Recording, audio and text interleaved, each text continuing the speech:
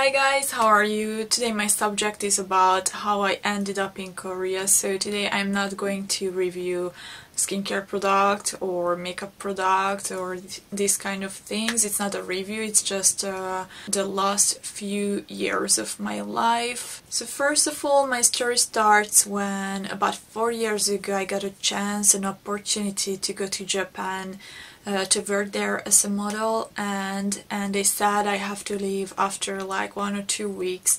And before that time I never really been alone and I never really traveled like that, always with friends, but in this case I was totally by myself, alone, and I didn't know anyone in that country yet, and I have never been to Asia yet or America, in any other continent. So I went to Japan and I was there for a few months, and it was the best time of my life. I loved being there. I met a lot of people, I made friends, and I tried real Japanese party, and I tried real Japanese fashion and food and everything, and I just loved it.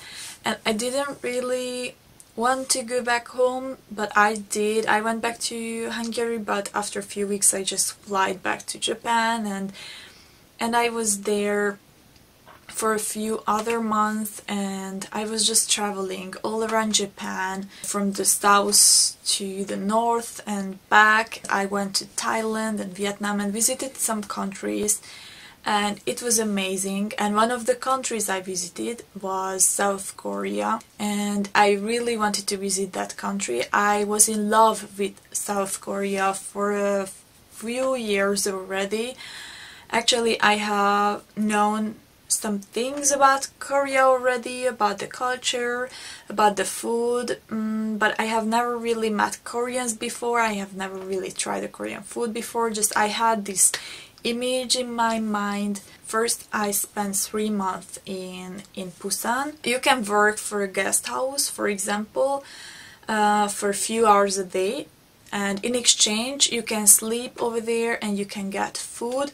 So it was really good because I didn't need to spend any money and I could just travel. In these 3 months I met my husband. I was working at Haeundae Beach. If you ever visit Busan, you will definitely check the Haeundae Beach because it's a really popular travel point and it's beautiful.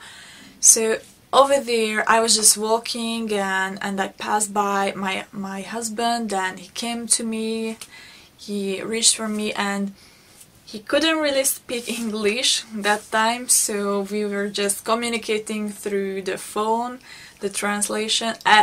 I was also not that good at English because it's not my first language, you know. I'm from Hungary, and I think that teaching method is not that good over there. So when I went to Japan, my English skill was really basic, and I actually learned English by myself in Japan. My English is still not that good actually, but getting better and better. Anyways, we were communicating through the Kakao Talk and we met sometimes, but he had to go back home to Seoul because originally he lived in Seoul. But I had to go back to Europe, and I needed some extra money for myself to continue my travel because I still had a list of countries to visit, such as Australia and Mongolia and so on. I still had some countries that I really wanted to visit. I didn't want to finish backpacking, but I got kinda run out of money, so I went to Denmark for a few months to make some money, and I did. And in this period of time I was keep communicating with my husband. We were just friends, we were really just friends and nothing more, but we were talking like hours every day through Kakao Talk, and we had video chat and audio chat and everything. It felt really good that I matter for him. He really seemed like a kind of guy who really cares about me, who really wants to have me as a friend. And when I went back to Korea finally with a working holiday visa, so it means I could stay here in Korea for 1 year, and I can get some part-time job, and I can travel, and I can learn the language and so on. At the beginning we were really just friends at that time still, but it became more and more serious. From the friendship it became a more deep connection between us. While I was in Europe, he really studied English a lot because of me, and he went to the gym and he bought black clothes because of me, because I really like when guys dress up like all black and stuff. So he did things for me because he really cared about me, and it was really touching. So we started dating, and after a few dates we decided to be together.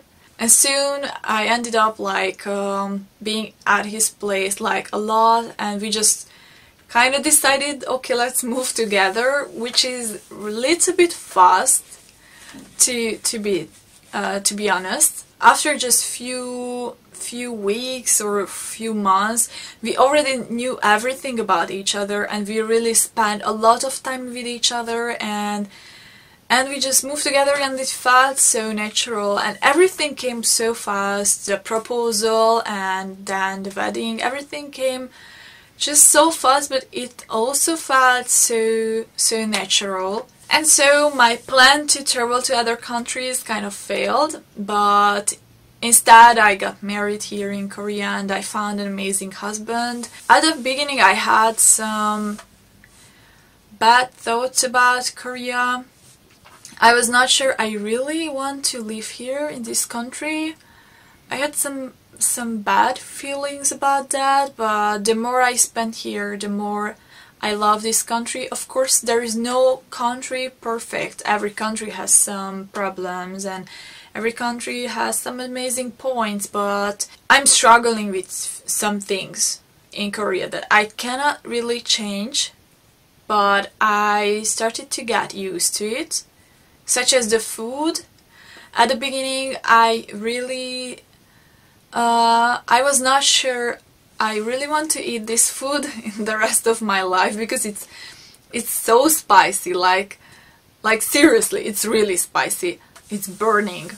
And the other difficulty for me is the language, because this is a really difficult language to learn, and even my English is not perfect yet, so anyways, this is definitely a thing to work on. I think the healthcare is also not so amazing. I think the government doesn't put enough money into the into the healthcare, like for example in most European countries do. If you go to the hospital, it's really expensive.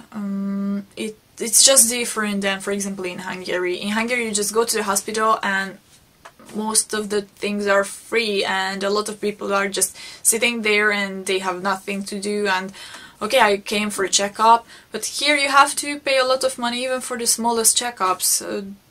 It's just so expensive, and the government doesn't really care for this area. I think I went to hospitals like many times because of some things I had, and I got pregnant, and you know, and in my experience the government should care more about the healthcare, about the medical area in Korea, so this is also a little bit disappointing point. I imagine this country a little bit different way, but the more I live here, the more I love living here, and although I could imagine my life in Canada or in Australia or in other countries, but at the same time I love living here as well. So this is how I ended up being and living in Korea and having a Korean husband.